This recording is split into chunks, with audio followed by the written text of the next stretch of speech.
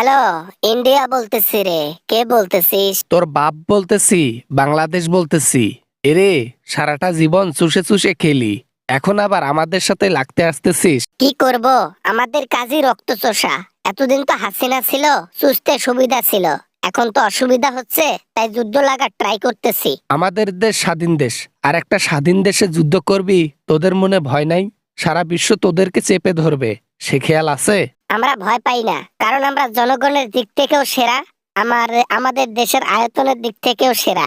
আমাদের মিসাইলে একটাই যথেষ্ট, ঢাকাকে ধ্বংস করে দেবার জন্য। তো পাঠায় দে না মিসাইল। মিসাইল একটা পাঠায় দে, তারপর দেখি সেই চাপ নিতে পারিস নাকি পারিস না। আমরা ভয় করি না। আমাদেরকে কি ভয় দেখাও? হ্যাঁ, কিসের ভয়? ভয় দেখাও আমাদেরকে? আমাদেরকে ইলিশ মাছের ভয় দেখাও নাকি? যখন সিজন আসবে না, যখন পুজোর সিজন আসবে, তখন বোঝা যাবে ইলিশ মাছের কত দাম আর কতটা মূল্য বাংলাদেশের। আমাদের দেশে ইলিশ মাছ হয়, ঠিক আছে, তাই ভয় করি না। বাংলাদেশ থেকে ইলিশ মাছ না নিলাম তাতে কি হয়েছে? বাংলাদেশে ইলিশ মাছ না খাইলে কি হবে না? কিন্তু আমাদের দেশ ছাড়া বাংলাদেশ চলবে না। বাংলাদেশও তোমাদের দেশ ছাড়া চলবে। আরে, তোমাদের সাথে সম্পর্ক রাখায় বাংলাদেশের মানুষ অসুখী। তোমাদের সাথে সম্পর্ক ভেঙে গেলে বাংলাদেশের মানুষ মহা খুশি। আমরা ছাড়া তোমাদের চলবে কেমনে? আমরা তোমাদেরকে পেঁয়াজ দেই, আমরা তোমাদেরকে আলু দেই, আমরা তোমাদেরকে দ্রব্যের যত কিছু লাগে সব দেই, কিন্তু আমরা দেয়া বন্ধ করলে তোমাদেরকে এগুলা কে দেবে? টাকা হইলে দেওয়াইয়ের অভাব নাই, পাকিস্তান থেকে নেব। অলরেডি 25,000 টন চিনি নেওয়া হয়ে গেছে, আরো আসবে। পেঁয়াজ, মরিচ, দ্রব্য যত কিছু লাগে পাকিস্তান, আফগানিস্তান থেকে আসবে। বলো কি?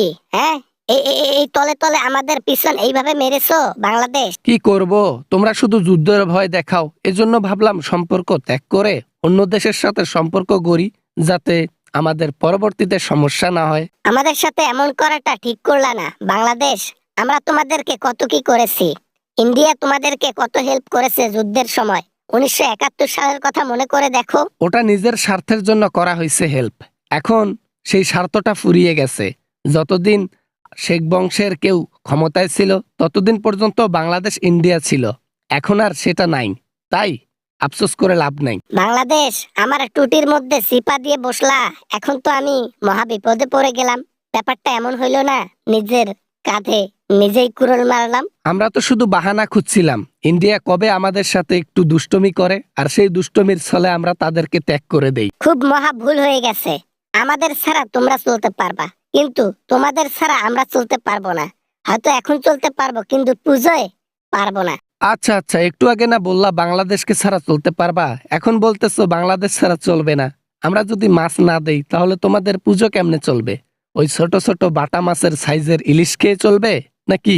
ভুল হয়ে গেছে স্বাধীন দেশে এরকম করে অ্যাটাক করা, মুসলমান আর হিন্দুর মধ্যে এরকম একটা সংঘর্ষ লাগিয়ে দেয়া। ভুল হয়ে গেছে স্বৈরাচার হাসিনার নির্দেশে এত এত কিছু করা। হাসিনা তো দেশ ছেড়ে চলে গেছে, না জানি কবে আসবে। আওয়ামী লীগ ক্ষমতায় আসুক বা না আসুক, স্বৈরাচার সরকার যেন কখনো দেশে না আসে। স্বৈরাচার দেশে জন্ম নিলেই তার পিছনে লাথি দিয়ে বের করে দেওয়া হবে। বাংলাদেশ, আমাদের ভুল হয়ে গেছে। এখন চলো না একটু হাত মিলিয়ে, গলায় গলায় গলা মিলিয়ে আবার নতুন করে পথ চলি। সেটা তো আর হবে না, কারণ হিন্দু আর মুসলমান কখনো বন্ধুত্ব হতে পারে না। সেটা 2024 সালের শেষের দিকে বোঝা গেল। তাই সম্পর্ক গড়ার যে চেষ্টাও করবা না। আমাদেরই ভুল হয়েছে, আমাদেরকে ক্ষমা করে দিয়ে আমাদের সাথে হাত মিলিয়ে আবার একসাথে হয়ে দেশ তলিয়ে যাই। বাংলাদেশের জন্য ভাইরাস হচ্ছে ইন্ডিয়া। ইন্ডিয়ার সাথে সম্পর্ক না থাকলে বাংলাদেশের মানুষ খুশি এবং সরকার খুশি।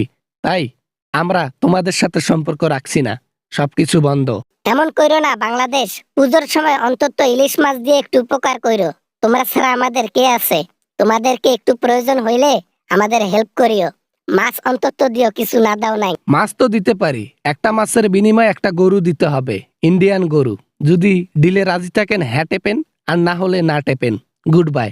সম্পর্ক করার ট্রাই করলে জুতা দিয়া বাইরা দেশ ছেড়ে পালিয়ে যেতে বাধ্য করাবো। আসসালামু আলাইকুম বন্ধুরা, আশা করি ভিডিওটা অনেক ভালো লেগেছে অ্যান্ড অনেক এনজয় করেছেন।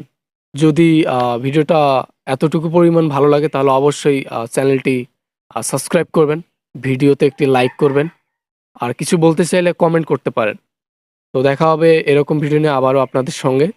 সবাই ভালো থাকবেন, সবাই সুস্থ থাকবেন। খোদা হাফেজ।